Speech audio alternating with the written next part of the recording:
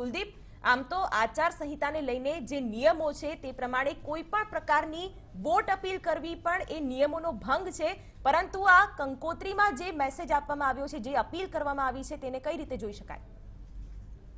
ચોક્કસથી જવાની જે પ્રકારે આ જે કંકોત્રી છે તે સોશિયલ મીડિયામાં વાયરલ થઈ છે. આપણે જણાવવા માંગીશ કે આ જે કંકોત્રી છે તે બનાસકાંઠાના લાખણી તાલુકાના વજેગઢ ગામની છે કે જ્યાં એક યુવકના જે લગ્ન હતા તેમાં તેમણે લોકોને અપીલ કરી છે કે 2019માં તેઓ લોકો છે તે વોટ કરવા જાય તો આ જે વોટ છે તે મોદીને કરે અને તે જ તેમનો ઉપહાર છે.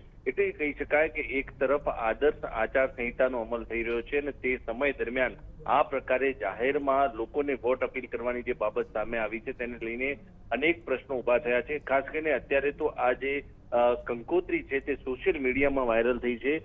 જોવાનું એ રહેશે કે આ જે વ્યક્તિ છે તેની સામે કોઈ કાયદાકીય કાર્યવાહી થાય છે કે કેમ, કારણ કે આદર્શ આચાર સંહિતાનો અમલ છે ને તે દરમિયાન આ પ્રકારની જે કંકોત્રી છે તેના કારણે કોઈ એક પક્ષને ફાયદો થઈ શકે છે. અત્યાર સુધીની જે પ્રાથમિક વિગતો મળી છે તે પ્રમાણે આ જે યુવક છે તે ભાજપનો કાર્યકર છે કે કેમ, અને જો ભાજપનો કાર્યકર હોય તો તેણે આ પ્રકારે જે મોદીને વોટ કરવા માટેની અપીલ કરી છે તેને લઈને પણ સવાલો છે. પરંતુ હવે જોવાનું એ રહેશે કે જ્યારે આદર્શ આચાર સંહિતાનો અમલ દેશભરમાં થઈ રહ્યો છે, 23 તારીખે ગુજરાતમાં મતદાન થવાનું છે, તે સમય દરમિયાન આ પ્રકારની કંકોત્રી તેને જાહેરમાં સોશિયલ મીડિયામાં પણ વાયરલ થઈ છે અને લોકોને પણ આપી છે. ત્યારે સત્તાધારી અધિકારીઓ અને ચૂંટણી અધિકારી આ મામલે શું એક્શન લે છે તે જોવાનું રહેશે. બિલકુલ કુલદીપ, જોડાવા